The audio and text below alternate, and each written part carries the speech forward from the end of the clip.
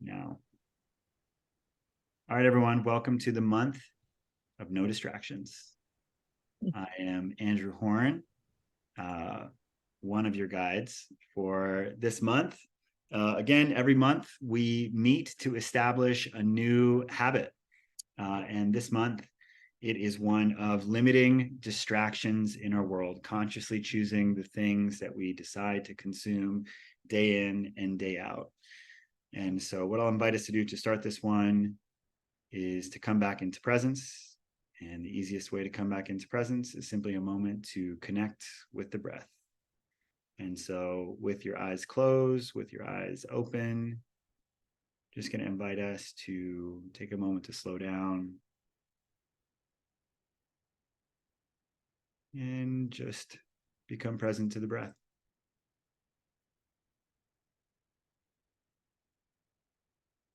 And just notice the coolness as it enters the nose.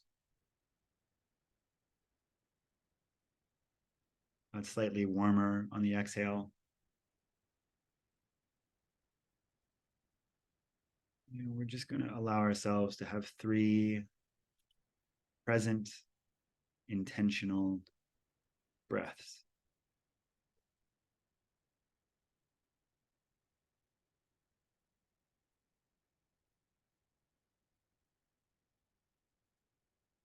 And as you're breathing,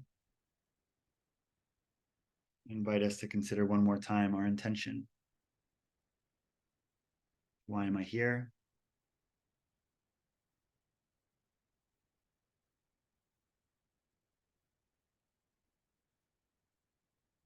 What do I hope to get out of this?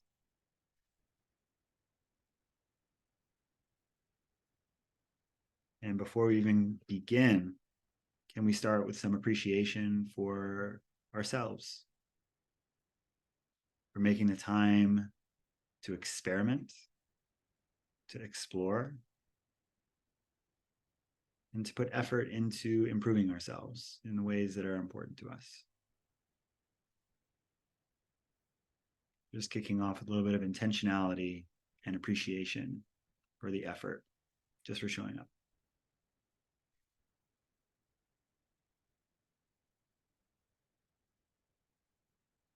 And when you're ready, you can come back into our virtual room. And so what we're going to talk about is something that we start the beginning of each month with, which is just a clarifying intro about how we think about this group and also what we're doing here. So clarification about this is, hi, Ian, good to see you again, is that we are here to establish a new habit. And so again, this is not a new behavior, something that we want to do. We are trying to establish a new habit, which is something that we do consistently with intention. That's how I define a habit. A habit is something you do consistently with intention. And so the purpose of the month without distractions is that we can eliminate the vast majority of all the things that typically distract our attention day in and day out. And after we are done with this month, we will have an opportunity to consciously introduce those that we truly want in our lives. So are we creating a vacuum, a fresh space where we can start to reintroduce things that are wonderful? I love TV, I love movies, I love podcasts. But at least for me personally, and why this was the one that I wanted to do here, I noticed that I am kind of entertaining myself at all times because there's so much things that I'm excited about that I want to learn. And I wanted to just get curious about who I am and what the world feels like without so much constant stimulation. And so again, what we're doing here is removing these distractions so that when we're done, we can consciously introduce these things with an explanation of why we want to do it at the cadence that we are doing it. So that's what a habit is. And some quick clarifications about the things that we are trying to remove here. And I'm going to open us up. You guys are muted who are actually on the call, but I just want to provide some quick guidelines for anyone who's joining this who hasn't seen the specifics of what it is that we're going to be doing for the month, what it is that we're attempting to remove, and some of the guidelines that will make this month most beneficial. I'm allowing some people to join us as well while I'm doing it. So feel free to just unmute yourself. It's a smaller group and ask a question if you have one. So again, the primary things that we're going to be removing for the month of July are going to be TV, movies, podcasts, news, social media scrolling. So I like to clarify this. A lot of people use social media for their jobs. So using social media as a mechanism to message people, to keep in touch with friends, has actually been shown to have a positive subjective or increase on subjective well-being. I think that it's actually good, so long that we're time boxing it and doing it at specific times, not throughout the day. So it's really social media scrolling, using that as entertainment that we're going to be removing. Something that I've set up specifically for TV and movies, and if you want to do this for podcasts or for news, I'd encourage you to do it in the way that feels meaningful for you, that you want to carry forward. But I've been doing what I call a cheat show or a cheat movie. So I have one show that I've allowed myself to watch with my partner every Friday. And so, similar to a cheat meal, I'm not doing an entire day of just gorging myself and eating gnarly food that makes it hard to get back into my diet. I'm just doing one show, which allows me to do something that I love, which is to watch a movie, to watch a TV show, but in moderation, where I'm still really feel like I'm with myself throughout the month. So that's an option that you have for these things, is if you wanted to introduce perhaps like one a week for each of these, I think that that's something that you could totally do. Another one that's really important for this month, I think, comes to the phone. If for those of you who have attended any of these in the past, some of those that we did a social media detox as well back in January. And one of the most important things that I can encourage you to get in front of here is that without social media, oftentimes what we find ourselves doing is finding new ways to distract ourselves with the phone.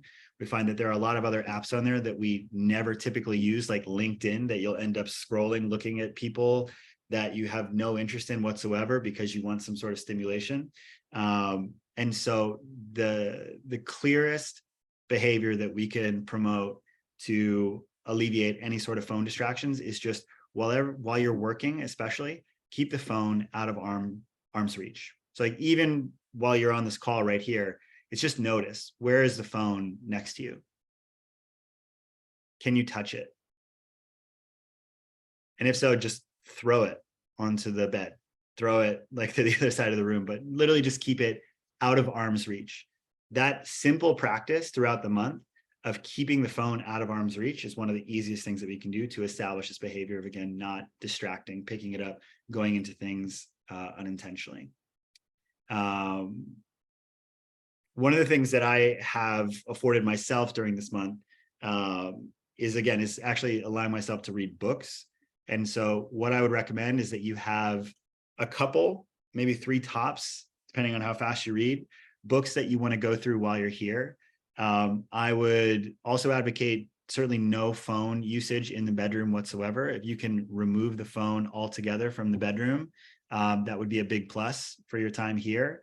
So if you can have physical copies of the books that are by your bed, it's going to help you to go to sleep, and also avoid having the phone in the room. So definitely want to go ahead and get some great books for yourselves. I think we already had great recommendations. I'm reading a couple of amazing ones right now. One that I'd highly recommend as we're doing the month with no distractions is The Surrender Experiment. So it's an amazing book by Michael Singer, and so much of his big spiritual awakening came simply by noticing the voice in his head and developing a deep curiosity about what was this voice in his head, why would it never shut up, and then most intriguingly, what was beyond it, what was beyond the voice. And as he started to transcend the voice in his head, the ego, all of that, was able to really surrender to what he calls life's perfection. And so with so much less distraction, one of the reasons I would really recommend this book is because it lays somewhat of a blueprint to navigate the constant conversation that's happening in our head. So I wanted to really promote that book. It's been really amazing for me to read during this time. If anyone in the chat wants to throw out some great books that they've read recently, The Creative Act by Rick Rubin was one that was recommended. I'm reading The Immortality Cue by Morescu right now, which is amazing. So if anyone wants to throw out any amazing books that they've been reading recently into the chat, go for it, and I'll call them out, and people who watch the recording will get those as well.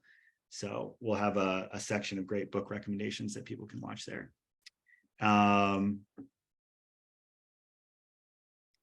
Another big one for the month of no distractions is I would really encourage people who are here to time box their phone and computer usage so that specifically the first hour of the day and the last hour of the day are free of any phone usage. One of the most liberating experiences for so many of the people who did the phone detox earlier in the year was showing themselves in that first hour that they categorically do not need to check the phone, and allowing themselves to feel the energetic confrontation of how badly they want to check their phone, of what their mind does, the stimulation they require, the worry that manifests without checking that. But we actually did a study with everyone who was in our first one. It was more than 300 people that did it. And I asked people at the end of it, was there ever anything that happened in that first hour that you needed to respond to, that couldn't wait an extra hour?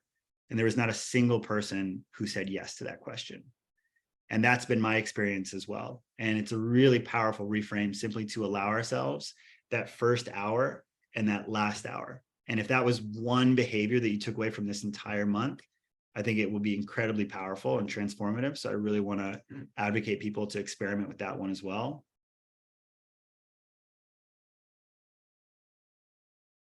Any questions so far? We've got Thea, alarm clocks. Yes, getting the phone out of the bedroom.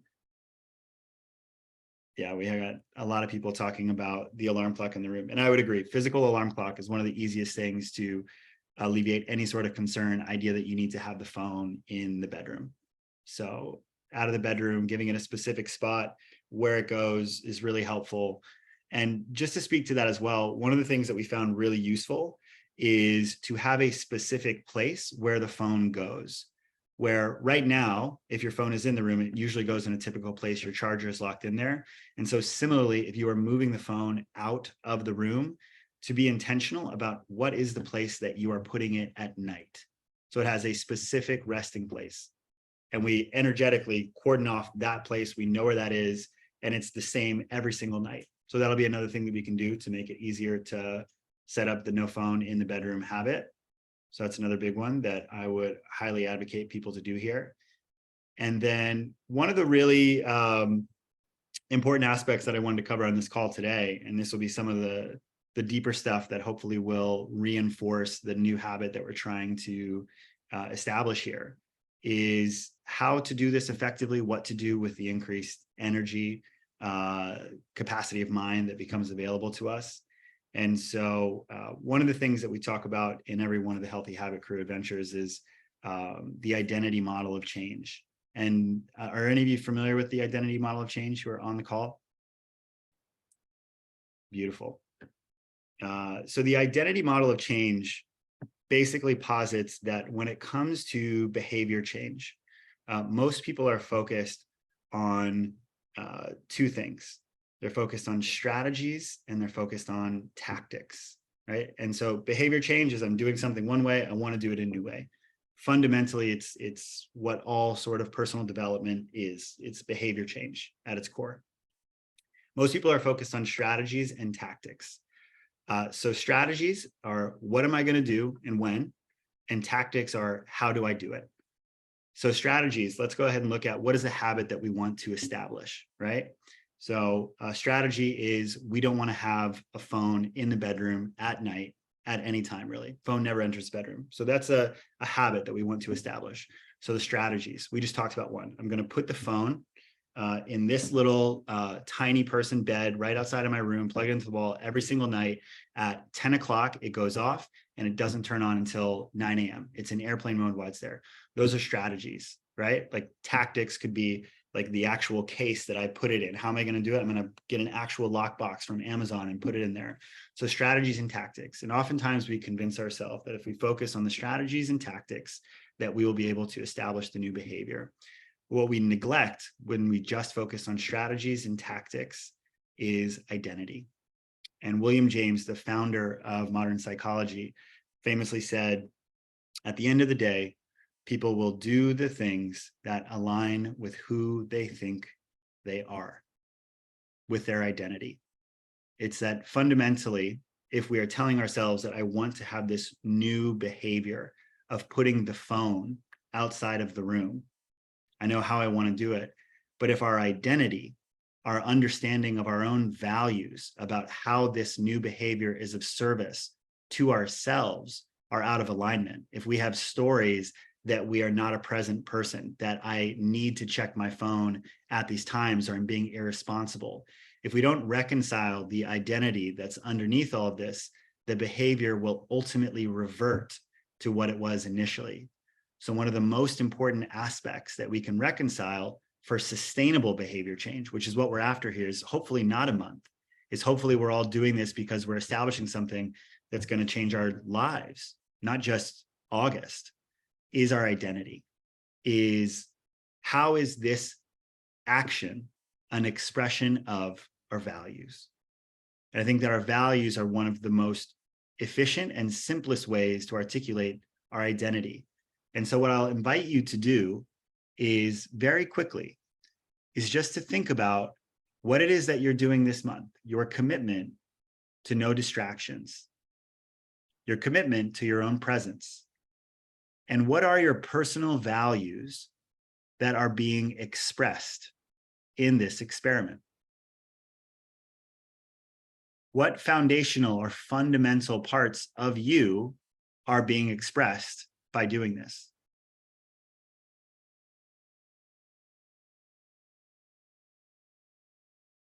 And I'll give you an example of what these might be for me. One of my core values is creativity. Without so much stimulation all the time, I'm so much more present to my own intuition, my creative spark. One of my core values is, and they don't have to be core values, they can just be values. So just allow yourself to play for a second. One of my core values is presence. It's just the ability to experience life exists in the present moment. And by not having so many distractions, by not stimulating myself, I find that I'm so much more capable of being present. I have so many projects that matter to me in the world. Like I want to be focused. Focus is a value of mine. Deeply. Connection. It's like I find that when I don't have the phone available as an option in the evenings when I'm with my partner or with my son, or I'm at dinner and I know I'm not going to check my phone while I'm there, that I'm profoundly more connected to the people that are in my life. So it's of service to this value of connection. And I truly believe that starting from this place of understanding the deeper motivations of who I am and how this behavior and this habit will be a service to it is one of the most important things that you can do to accomplish this, not only in July, but to sustain the behavior moving forward. And I'll pause there for a second and just see if there's any questions or thoughts or about values, trouble picking them up. All right, perfect. And so the next one that I put in here is, again, it's just a deeper sense of purpose. So we started with identity, but understanding the why. And one of the simplest ways that we can articulate that for this experiment is why, and I'll clarify that with a deeper prompt, which is what are you putting your extra bandwidth into? So with the extra bandwidth that you will have, without TV, without movies, without podcasts, what will you put the extra bandwidth towards?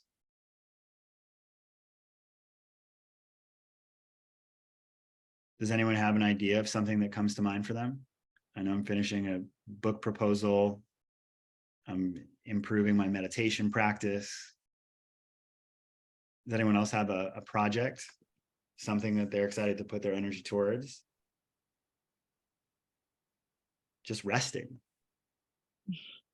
Personal projects. More walks.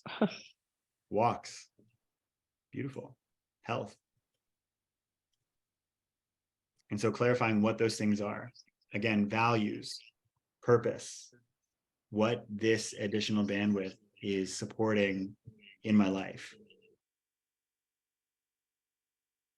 And so those two things alone, I think, address the deeper identity, the who am I, how is this aligned, and what is this supporting on a deeper level. One of my favorite concepts is this idea that you're not what you do, you're what you do with your free time. And I think that that's true, because like no matter how much you need to work, you're going to have some amount of free time.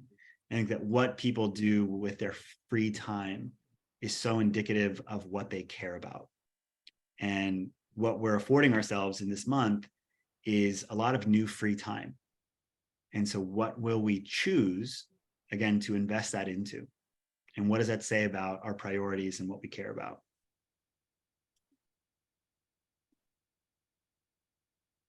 And I'll throw one more clarifier here. Something I think could really add some fuel on the fire here is, with the additional time that you have with yourself, I would highly recommend cultivating a deeper meditation practice that is not guided during this month. And so for me, I think that that would be done most effectively through either transcendental meditation or insight meditation. Both of these fundamentally are awareness practices. And I think simply giving yourself time without the kind of malady of distraction that we oftentimes had, giving yourself time to simply be with your mind and to notice what it's doing. It's so often we avoid, distract from our internal dialogue because it's saying a lot of not so nice things, because it's worrying. And so in this time, committing to what happens if I allow myself to be with it, what sort of insight, what sort of understanding is available in there. And I can tell you just from personal experience, again, that I've had a great deal of really powerful insight just by implementing a 20-minute and oftentimes 30-minute a day meditation practice. But so giving yourself some time to be with your thoughts in this container that is inherently different from your day-to-day. So that's a quick introduction to what it is that we're getting rid of. We started on July 1st, so we'll go through the 31st. That's our challenge for the month. I'm curious, does anyone have any sort of questions, challenges, concerns, worries, things that you think will keep you from really committing to this? All right, my entry dozen, you guys have it. And one thing that I'd encourage you to do is to use the WhatsApp group. It's truly, Mark Hyman, the functional medicine doctor, has a great example. He worked with one of the largest evangelical churches in the country to help them lose weight. The main pastor found out that 50% of their congregation was obese. I think it was more than 50%. I think it was like 75% or something like that. And so he realized that literally his congregation was dying because they were so overweight. And Mark Hyman helped him to establish this community health initiative of getting all of them together on this weight loss plan. And all these people who had struggled their entire life, they just talked about the benefit of being able to commit to and then engage in the process of establishing a new habit, a new behavior while in community. It's like, how often do we engage in a new diet, but we're just doing it on our own? And so one of the really powerful things here is being reminded that other people are doing this with us. It's that oftentimes makes it easier to commit to ourselves when we know that we're reinforcing a behavior for someone else who's here. And so even though most of you don't know each other, right? You see people here who are committed to this practice of less or no distractions for the month, to deeper presence. And so by sharing your wins, by sharing your challenges in the group, you truly are committing to an act of service for everyone here, committing to this practice over the month. And so I'd highly encourage all of you here, everyone who's listening, that if you have a question, if you're having a challenge as you go through this, if you have a win, if something, you have a massive epiphany in your first 30-minute meditation ever, that you share that with the group. Because again, you're providing reinforcement for everyone else who's committed to this. And something that I'd also throw in here, probably my final note, is one of the things that I love to do with this group, and I often encourage, is what I call positive repercussions. And so I started a children's nonprofit many years ago in Washington, D.C. They do adaptive athletics for young people with disabilities. And when I don't adhere to the rules of my own challenge, what I do is I donate $10 to Dreams for Kids. And so what happens is, like, I love Dreams for Kids. Also don't necessarily want to donate $10 every single time I check my phone 45 minutes into the day instead of an hour. But it's really helpful and it makes it real. And again, it's a reminder every time it happens that this is important to me.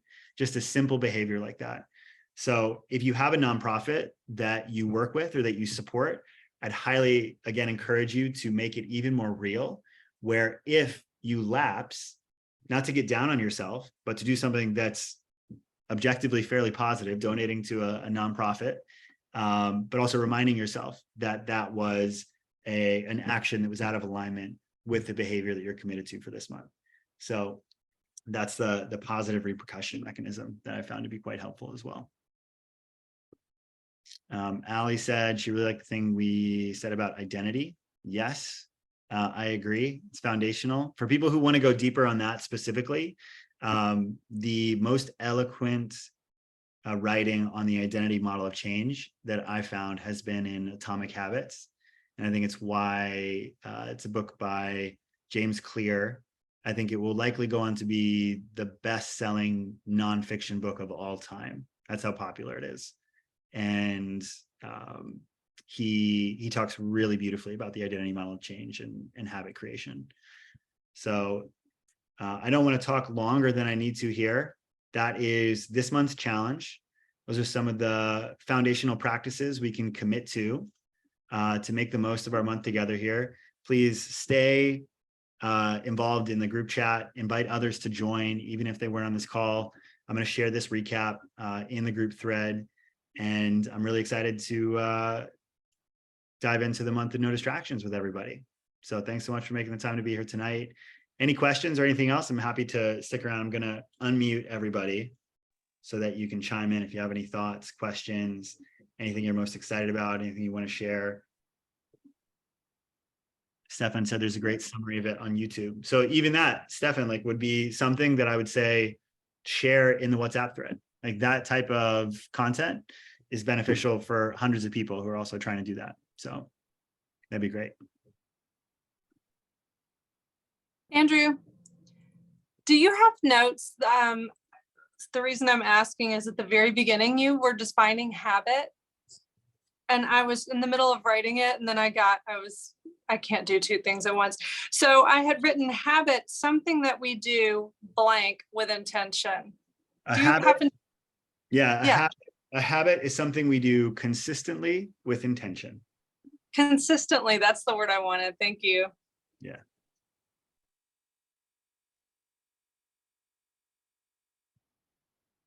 And I think there's like a difference there. You could look at like a routine, or is something we do consistently, but habit is something that we do consistently with intention. Beautiful. All right, y'all. I don't see any hands up or any other questions that are coming through. So I'm excited for this month. Thank you all for diving in. I'm excited to see what comes of it. And I look forward to hearing your comments in the thread. Thank you. This is great. Thanks. Thank you so much, everyone. Bye, y'all. Have a great night. Bye.